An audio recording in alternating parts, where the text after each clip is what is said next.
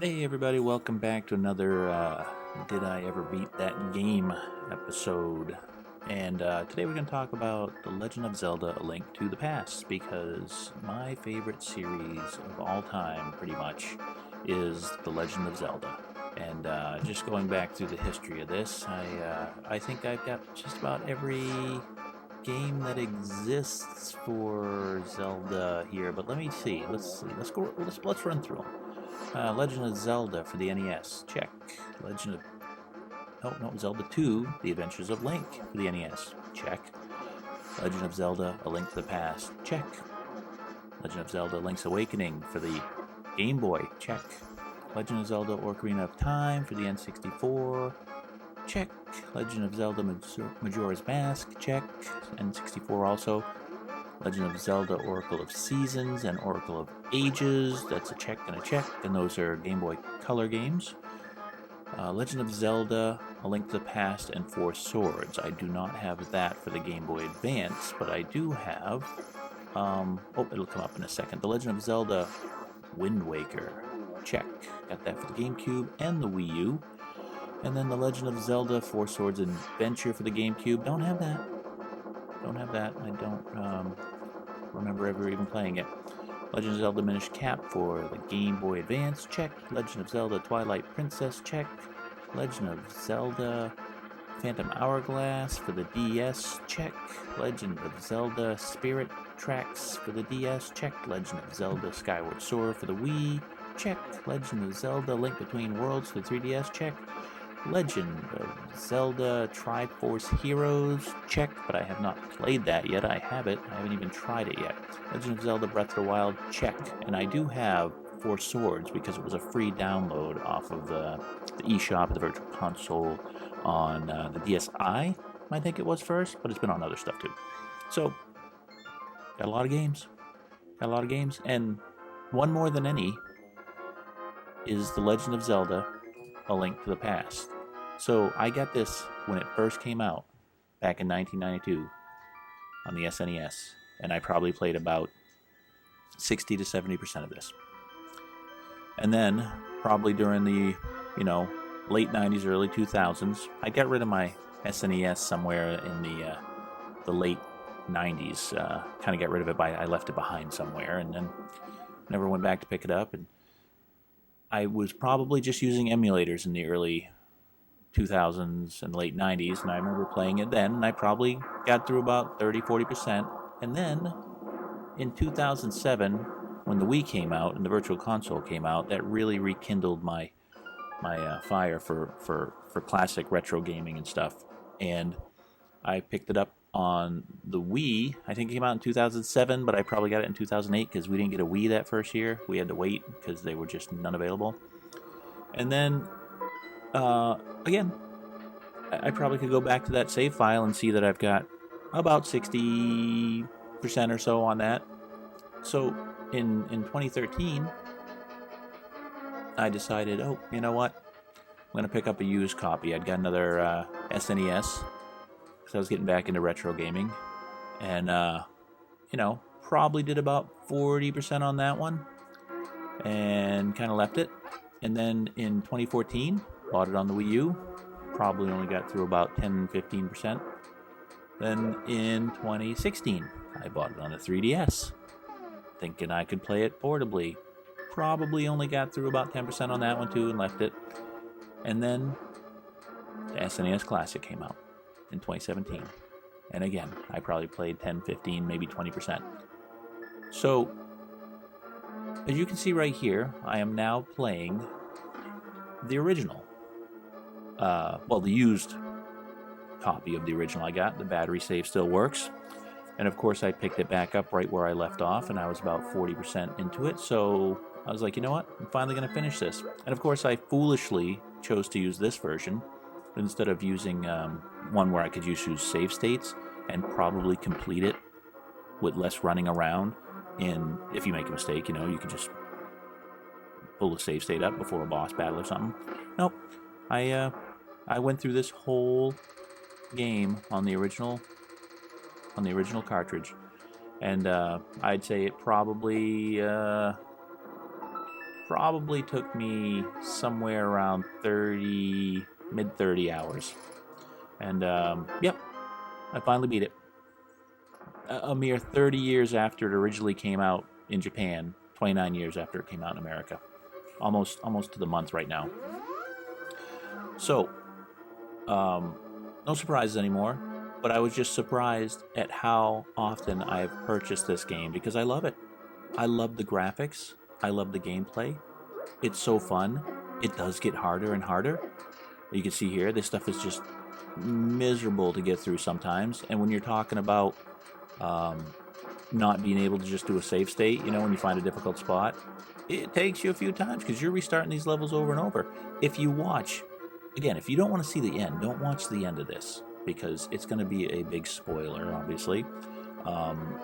And you'll see in a few minutes here that this switches over because I'm actually playing this on an old CRT because it's so much easier for response time when you're playing a game like this.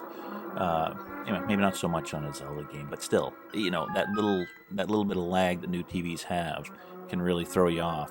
And what I got set up is I've got a Hyperkin that plays SNES games, and I hook it up with a battery pack, you know, those rechargeable battery packs you can do to recharge your phone and stuff. And those little fellas will keep a charge for about, I don't know, 8 hours on this thing. So if I need to, I can move it around. So if I'm not in a place where I need to save, I was able to just unhook it from the composite cables and hook it up to an HDMI to the game capture device that you'll see it change over to in a bit, which I find really convenient. And also, I don't have to worry about, with these old games, having an issue where I'm in the middle of something and having a power failure. So yeah, I have probably put in, over my life, 200 hours into this game, but never just took the time to finish it, which is really weird. But one thing I've learned about Zelda games, for me, I love to play them. I don't love finishing them. And I mean that in the sense, I don't know if when I finish stuff, it's over. Like a lot of times if I'm watching a TV series or something and there's a couple of episodes before the end of a season, I don't really want to watch those sometimes because I want to lead into the next season. Or I've gotten more into the situation where if I hear a show is really good, like Breaking Bad was, I didn't watch it, even though I could have. I didn't watch it till it was totally over, and then enjoyed that whole run because I hate waiting for that next episode, and definitely I hate waiting when there's delays with seasons and you got to wait so long. But there's so many Zelda games. I've decided recently, what am I doing? I got to finish these games. We finished, oh boy, what is it? Link's Awakening. Finally, I finished that, and I played through that with my wife. But we played it when it just came out for the Switch because it was gorgeous, you know. And it's a lot easier, less management of the items because you've got extra buttons to store things. So I don't know if I'd ever go back and play the original one and complete it on there, but there are many times where I've played Link's Awakening for 10 hours and then just put it aside and never finished it. And a lot of that reasoning behind that for me too at times is I'd get stuck in Zelda games and I don't like looking up the answers. So I've gotten over that a little bit because you can go in here. If you get stuck on something, you can go to, I think, the fortune teller. Is that the guy? Character, whatever. And they'll give you a hint on what to do. But I would say that even besides that, I had to use hints. I counted 4 times. And one's towards the end because I think everyone knows that to kill Ganon, you need the silver arrows. And I couldn't figure out how to get into that. You'll see it's kind of hilarious, but I swore up a storm when I have to go get the super bomb to blow up the wall to get the silver arrow. I didn't know it could happen. So when it happens, you see my player stops, and I don't know. It's hilarious now, but it wasn't when I was playing it. And then when I was trying to defeat Ganon at the end. I had gotten so many times where I was hitting him just right and getting the chance, but I didn't have the silver arrow yet, and I had done a few rounds. I was like, I need a silver arrow. I got to figure this out. So once I got it, then I started having all kinds of trouble hitting him because I was doing something foolish. I'd stopped doing what I was doing, and it changes the mechanics of the game.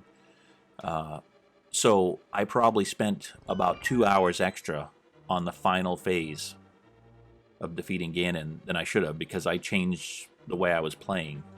But I'm only showing the good parts, So now I'm at the point where, and I haven't shown this before, but I have probably beat the first Zelda game, I don't know, 8, 10 times. I really love the first Zelda game. I finally, mid last year, maybe it was late last year, 2020, I did the Master Quest. And I'm not going to lie, I just wanted to try and enjoy it. So if I got stuck for more than probably 30 minutes, I would look something up. Because it's not easy to find everything in there. It's you don't get hints. And, on this one, you see, they label where you got to go, which is great on the map. But you don't get that in the original Zelda game. So I've kind of made this this pact with myself that to get through these games, I'm going to take hints where I need them. Now, in this one, often, when I thought I was stuck and needing a hint, I would just roam around because there's so much to explore. And you would discover, just waiting to find whatever you need to do next, all kinds of as you get new items in this game, which is brilliant, while you're exploring the land, it allows you to open up new things, break new things, find new little holes in the ground and stuff. So while you're looking for the next thing to do sometimes, it's usually interactive enough that while you're roaming around, you can do 5, 6 other things in a half hour just by stumbling across them. So that's why I think this one is one of the greatest. Now, I gotta say, I kind of fell out of favor with the ones that started turning 3D, because I bought Ocarina of Time, and it wasn't the same if you were trying to, you didn't have the same hints access that you had now, that you could just go on the internet. I mean, the internet was around, but it was in its infancy. So I got stuck in the Lost Woods, and at the time I had PC games, I had a ton of other, I don't know, console games and stuff to play, and when you get stuck on something for too long, you're just like, I'm done. But now, I'm changing my opinion, and my goal is to get through all these Zelda games, because if I look through them, let me scroll back again, because I want to think about what I've done here, because I have now completed Zelda First and Second Quest, Zelda 2. Watch that video if you dare, but it was the most miserable experience that I imagine I'd ever have with a Zelda game. I have now defeated Link to the Past. I have done Link's Awakening. I have not really started to play Ocarina of Time again, so that and Majora's Mask I've got to get back into, so that's probably something coming up very soon that I'm going to start getting into. And I think for Ocarina of Time, I might just try and enjoy it, and I don't care if I use hints. And Oracle of Seasons and Ages, I played a little bit, which is fun, because it feels a lot like, probably like Link's Awakening more, and definitely like Minish Cap. And again, Minish Cap, we were playing through, and I probably got maybe 2 hours, and my wife's son Matt pretty much got through most of that. I just watched a lot. I probably played, I don't know, 15% of it. He played whatever, 85% so far. So, and then he moved, so we haven't finished it, and there's probably only really about 2 hours left. So I'll probably wrap that one up next, just because it'll be off the list. And I've also played quite a bit of Spirit Tracks, because that was super fun. That's where you're actually, you got to control a train and stuff, and it's really neat. I haven't touched Phantom Hourglass yet, so there's a plan to get through these, mostly in order. And I know everyone says Link Between Worlds is good. I probably put about 7 hours into that, but again, life, games, other games, shows to watch. It's hard to focus. So I'm working harder on focusing on one particular game to get through.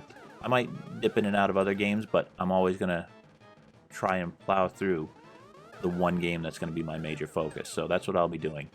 And well, here's where the end stuff begins. So I'll clam up and let everyone watch this if they want. If you don't, skip this so it doesn't spoil the end for you. And I bet if you don't mind using the hints and cheats, you could probably get through it in about 20 hours with a lot less exploring. And don't torture yourself like I did. I don't know why I decided to do it on this version. I could have used save states, and again, you could probably use save states and get through it in like 15 hours. So that's the way to do it. Especially when I got like 6 other versions that have save state capability. Maybe not 6, what was it, 5? Why not use those? Well, whatever.